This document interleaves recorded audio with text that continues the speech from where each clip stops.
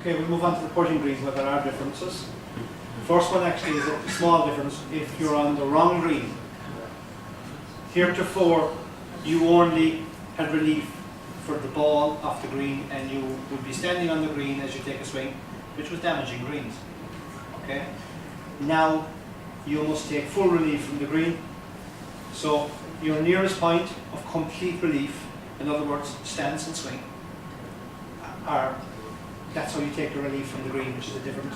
So it's one club length, it must be in the general area, no nearer the hole than the reference point, and you must take complete relief. So, in other words, this is where our ball came to rest. This is obviously the green we're meant to be hitting for. We're right-handed, so our reference point is where our stance is off the green, and from there we have one club length no nearer the hole and not putting us back on the green. And there's no penalty point.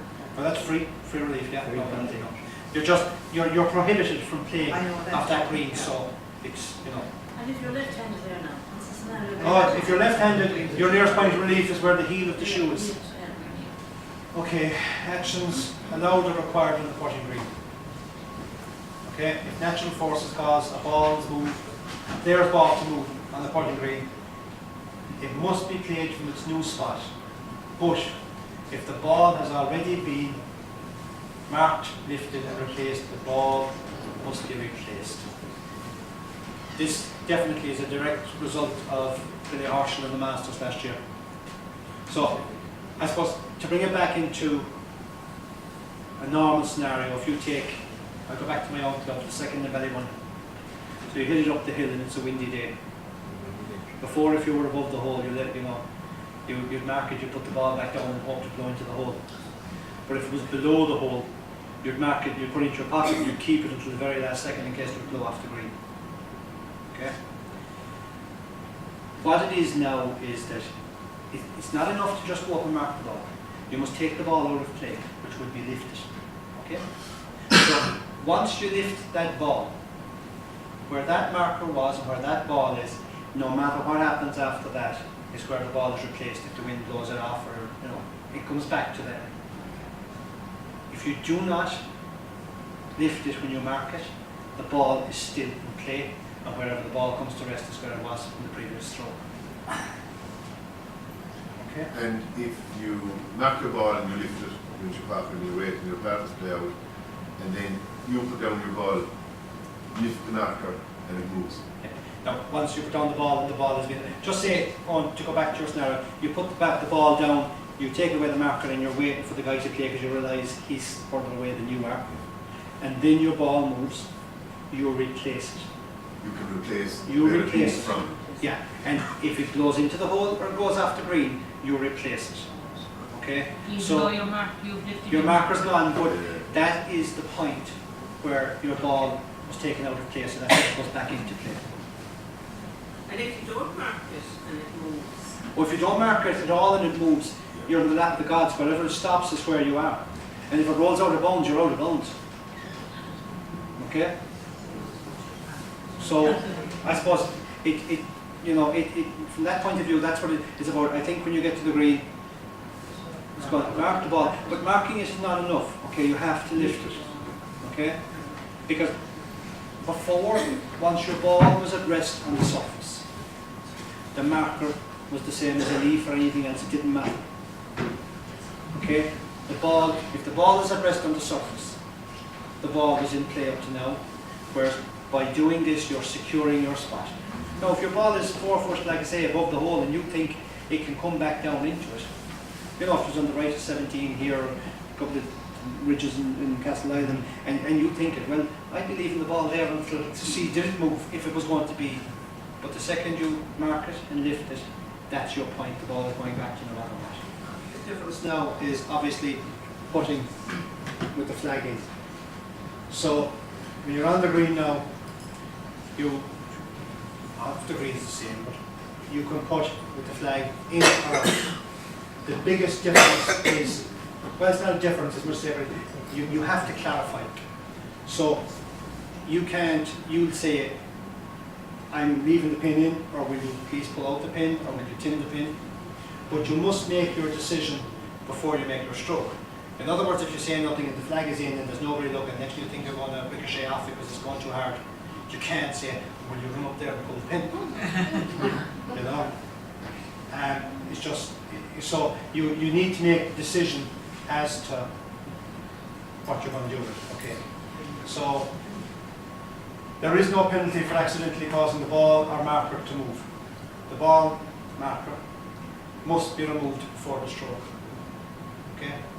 So I overheard somebody yesterday saying, oh, about, you know, when you put down the ball, if the marker was behind it, you know, the marker was still there. The marker is irrelevant when the ball is on the surface, except for your reference point, but you can put it with the marker there. Okay?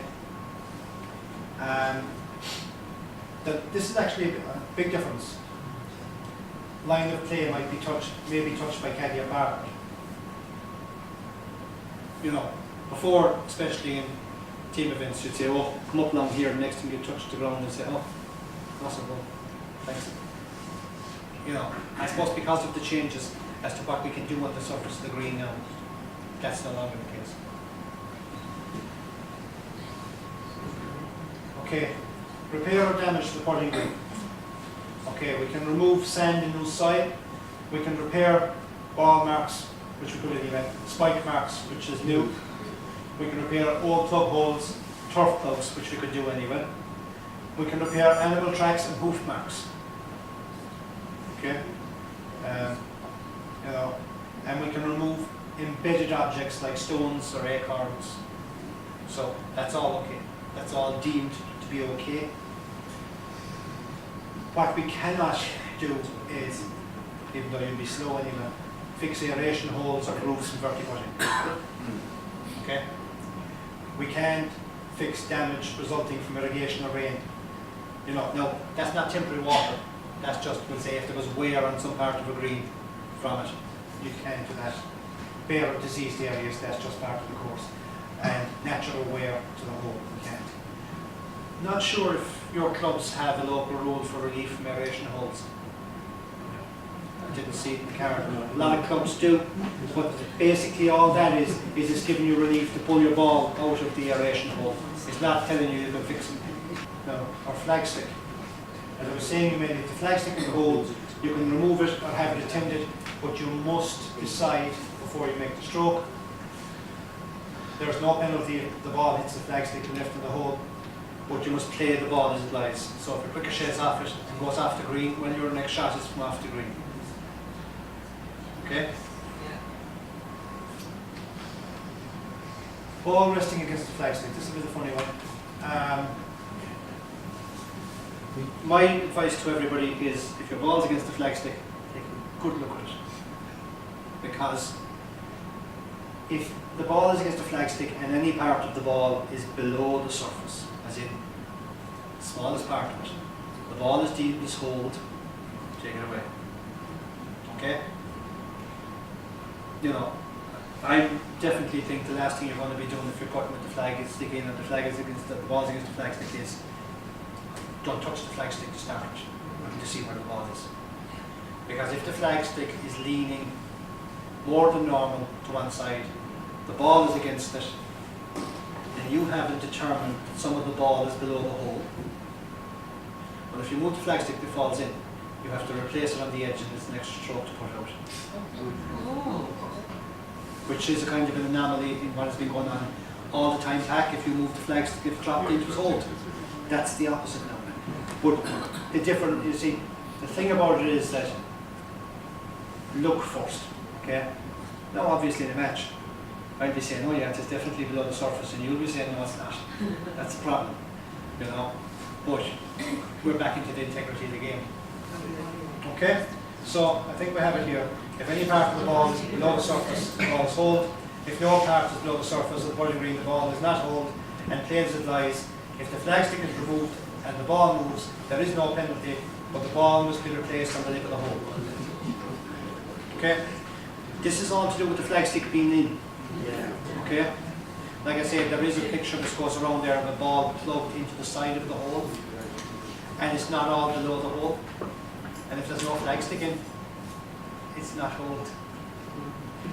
Okay. Okay, this is the opposite. Obviously, this doesn't happen much because they don't have a photograph for it. It's where the ball is on the edge of the hole, the person pulls the flag out a bit aggressively and the ball rolls away from the hole. Yes. And by the same token, you put the ball back to the edge of the hole.